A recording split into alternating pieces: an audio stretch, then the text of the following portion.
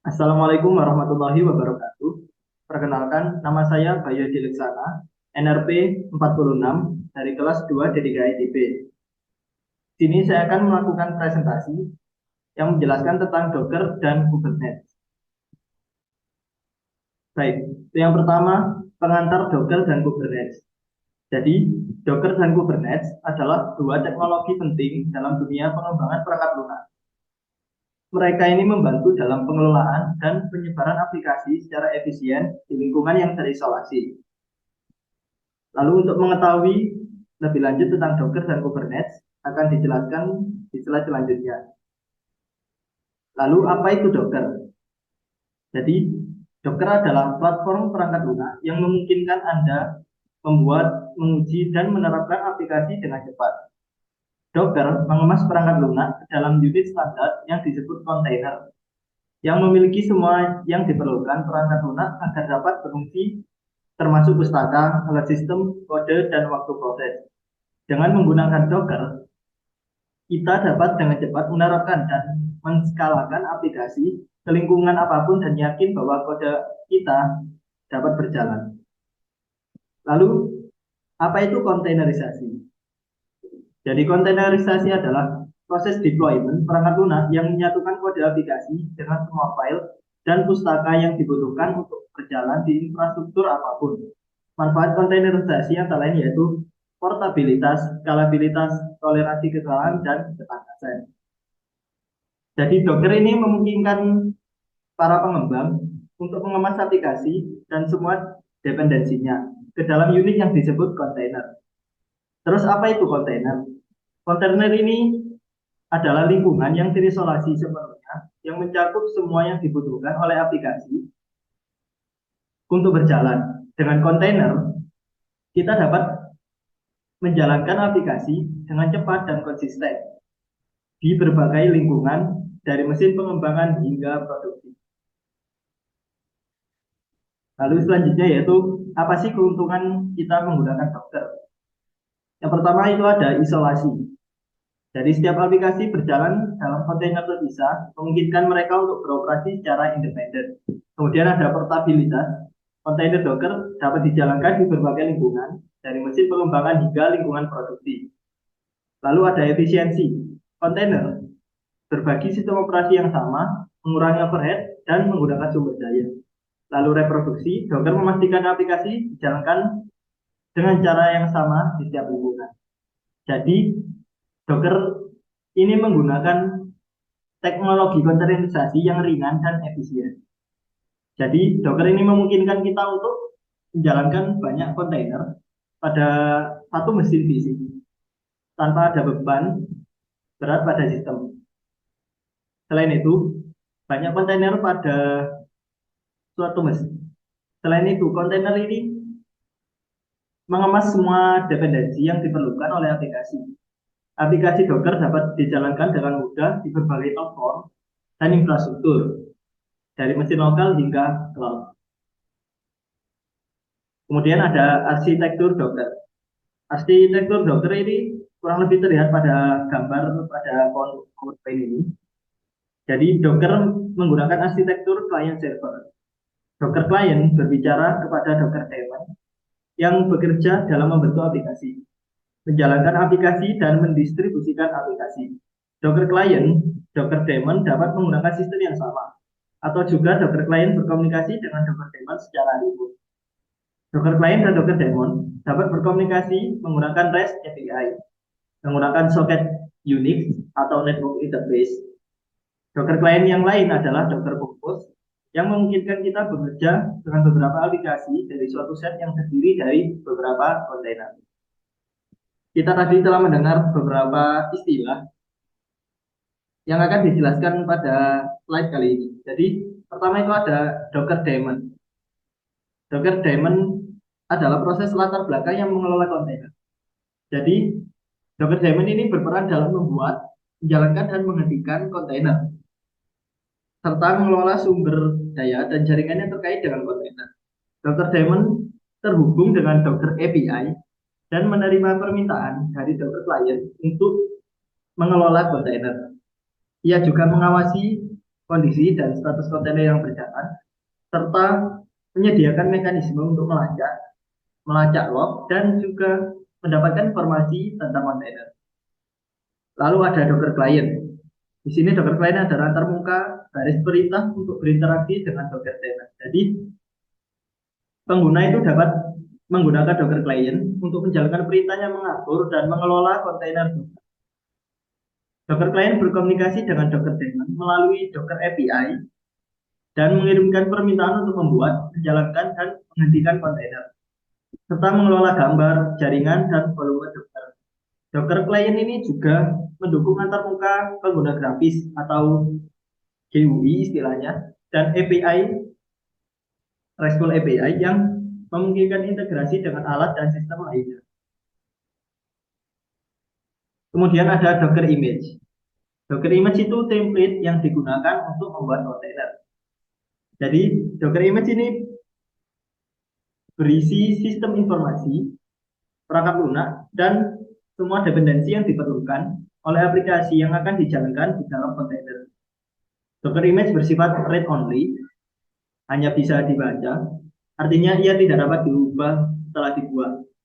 Ketika kontainer dijalankan dari Docker Image, kontainer tersebut dapat menyimpan perubahan yang dibuat selama runtime. Tetapi perubahan tersebut tidak mempengaruhi Docker Image asli. Docker Image dapat dibuat dengan manual atau diunduh dari Docker Hub atau repositori Docker lainnya. Nah, pengguna juga dapat membuat Docker Image mereka sendiri menggunakan Docker File, yang merupakan file teks yang berisi instruksi untuk membangun Docker Image. Dan yang terakhir ini ada Docker Container. Jadi dia adalah instansi yang dihasilkan dari Docker Image.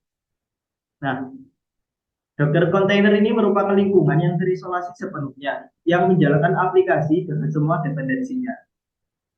Kontainer Docker berjalan secara independen dan terisolasi dari kontainer lain dan host. Setiap kontainer memiliki lingkungan file system, proses, jaringan, dan variabel lingkungan sendiri. Kontainer Docker dapat dibuat, dimulai, dihentikan, dan dihapus dengan mudah melalui Docker Client. Mereka juga dapat digandakan dan diubah dengan cepat. Kontainer Docker biasanya bersifat ephemeral, yang berarti mereka dapat dibuat, dijalankan, dan dihentikan dengan cepat sesuai kebutuhan, dan tidak ada perubahan permanen pada kontainer tersebut. Selanjutnya, setelah kita mengetahui apa itu Docker, selanjutnya itu kita akan belajar atau saya akan menjelaskan tentang Kubernetes. Apa sih Kubernetes? Kubernetes adalah sistem manajemen orkestrasi untuk mengelola kontainer. Dia dirancang untuk mengotomatisasi penyebaran, penskalaan, dan pengoperasian aplikasi yang dikemas dalam kontainer, mengelola sejumlah besar kontainer, dan memastikan keandalan dan skalabilitasnya. Jadi Kubernetes ini merupakan platform orkestrasi kontainer yang kuat dan scalable. Ia mengelola dan menyebarluaskan aplikasi yang terdiri dari banyak kontainer di seluruh klaster mesin.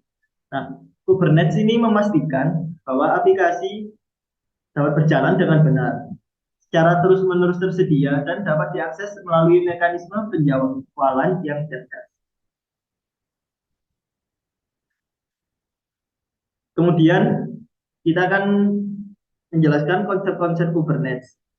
Pertama itu ada pod. Apa itu pod? Pod itu unit dasar yang terdiri dari satu atau beberapa kontainer yang berjalan bersama pada satu node. Nah, pod ini merupakan lingkungan yang berjalan di dalam satu atau beberapa kontainer yang berbagi sumber daya dan jaringan. Pod membungkus dan mengelompokkan satu atau beberapa kontainer yang saling terkait dan saling bergantung. Pod juga memfasilitasi komunikasi antara kontainer-kontainer tersebut dan memastikan bahwa mereka ini berjalan pada satu node yang sama. Kemudian, apa itu node? Node itu mesin fisik atau virtual yang menjalankan kontainer. Nah, setiap node ini dalam klaster Kubernetes memiliki perangkat keras, sistem operasi, dan lingkungan runtime yang tersendiri. Node ini juga dapat berupa server fisik atau mesin virtual yang berperan dalam menjalankan dan mengelola kontainer dalam cluster. Nah, kemudian apa itu cluster? Cluster ini kumpulan dari beberapa node yang membentuk infrastruktur Kubernetes. Jadi cluster ini berfungsi untuk mengelola dan menyediakan sumber daya yang diperlukan, menjalankan aplikasi yang dikemas dalam kontainer. Jadi dalam cluster ini Kubernetes memastikan bahwa kontainer-kontainer berjalan dengan benar, terdistribusi secara optimal di antara node-node yang tersedia dan siap untuk ditangani oleh pengguna atau aplikasi. Kemudian itu deployment. Deployment adalah mendefinisikan aplikasi yang dapat dijalankan dan bagaimana aplikasi tersebut akan dikerjakan dalam cluster. Nah, jadi deployment ini sebuah objek itu. Ya fungsinya untuk mendefinisikan aplikasi yang akan dijalankan. Nah, deployment ini menyediakan mekanisme untuk mengelola replika dari aplikasi secara otomatis, melakukan penjadwalan yang cerdas, serta melakukan pembaruan dan rollback aplikasi dengan mudah. Dengan deployment juga kita dapat menyebarkan aplikasi ke dalam cluster dan konfigurasi dan pengaturan yang konsisten. Deployment juga memungkinkan kita untuk mengelola versi aplikasi dan mengontrol skala aplikasi sesuai dengan kebutuhan kita. Nah, selanjutnya ini keuntungan Kubernetes, yaitu dengan menggunakan Kubernetes ini apa saja sih keuntungannya? Yang pertama itu skalabilitas. Kubernetes dapat mengelola penyebaran aplikasi yang kompleks dan memperbesar atau memperkecil jumlah instans sesuai kebutuhan. Jadi, kita ini dapat menambahkan atau mengurangi jumlah replika dari aplikasi secara dinamis berdasarkan permintaan lalu lintas sehingga memastikan aplikasi tetap responsif bahkan ketika ada lonjakan pengguna atau beban. Kemudian ada otomatisasi, mengotomatiskan proses penskalaan, pemulihan, dan pemeliharaan aplikasi. Jadi, Kubernetes ini menyediakan fitur-fitur otomatisasi yang kuat, seperti penjadwalan kontainer, penemuan layanan, dan manajemen penyimpanan yang terotomatisasi. Ini memungkinkan kita untuk fokus pada pengembangan aplikasi dan meninggalkan tugas-tugas operasional yang berulang kepada Kubernetes. Kemudian ada toleransi kesalahan. Jika ada kegagalan pada node atau kontainer, Kubernetes akan mencoba untuk mengatasi situasi tersebut dan menjaga ketersediaan aplikasi. Jadi Kubernetes ini juga menyediakan model jaringan yang fleksibel dan terpisah dari aplikasi, yang memungkinkan komunikasi yang aman dan terisolasi antara kontainer. Selain itu, dengan menggunakan layanan Kubernetes ini, kita dapat dengan mudah mengekspos aplikasi kita dalam atau di luar cluster. Nah, itulah keuntungan menggunakan Kubernetes. Selanjutnya, nah kita sudah menjelaskan Docker dan Kubernetes. Kemudian, apa sih perbandingan antara keduanya tersebut? Jadi, Docker adalah platform kontainerisasi, sementara Kubernetes adalah sistem orkestrasi untuk mengelola kontainer. Nah, Docker fokus pada mengembangkan, mengemas, dan menjalankan aplikasi dalam kontainer. Sedangkan Kubernetes fokus pada mengatur, mengelola, dan mengotomatisasi penyebaran aplikasi yang dikemas dalam kontainer.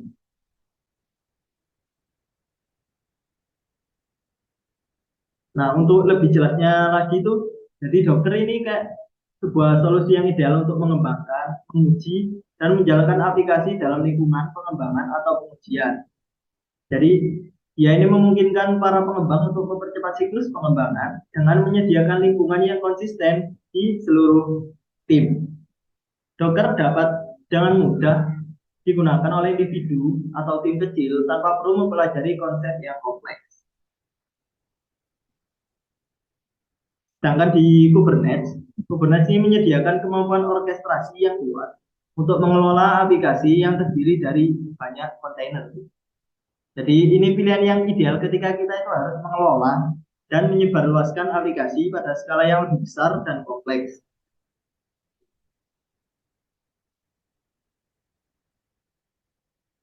Kemudian kita ke kasus penggunaan Docker dan Kubernetes. Jadi contoh penggunaan Docker dan Kubernetes di dunia nyata ini, yang pertama dalam skala besar, penggunaan Docker dan Kubernetes umumnya itu cocok untuk aplikasi yang memiliki tuntutan, skalabilitas, dan toleransi kesalahan yang tinggi. Jadi dengan Docker ini kita dapat dengan mudah mengelola dan menyebarluaskan banyak kontainer di berbagai mesin fisik ataupun virtual.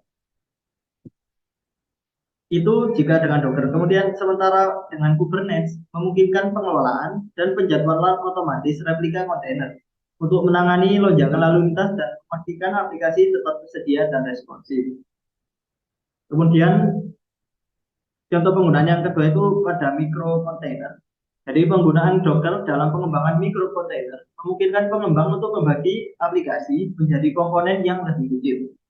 Jadi setiap komponen dapat dikemas sebagai kontainer independen yang membuat pengembangan, penyebaran, dan pemeliharaan jadi lebih modular dan terkelola. Dengan menggunakan micro container ini, tim pengembangan dapat dengan mudah mengelola, memperbarui bagian-bagian aplikasi secara terpisah tanpa memengaruhi bagian yang lain.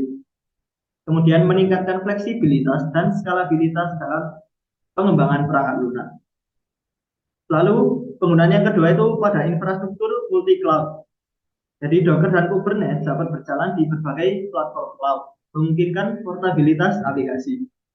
Jadi dengan Docker kita dapat mengemas aplikasi beserta dependensinya ke dalam image yang dapat dijalankan di berbagai lingkungan, termasuk platform cloud seperti AWS, Google Cloud, dan Microsoft Azure. Lalu Kubernetes sebagai platform orkestrasi yang independen dari infrastruktur memungkinkan kita untuk dengan mudah mengelola kontainer pada lingkungan multi cloud ini. Kemudian ini memberikan fleksibilitas bagi perusahaan untuk mengadopsi atau beralih antara berbagai penyedia layanan cloud tanpa harus mengubah cara mereka mengelola dan menyebarluaskan aplikasi.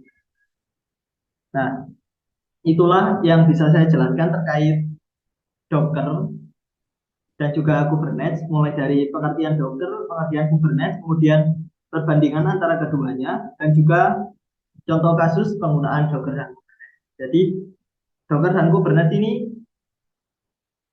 adalah kayak sebuah teknologi yang mengelola kontainer.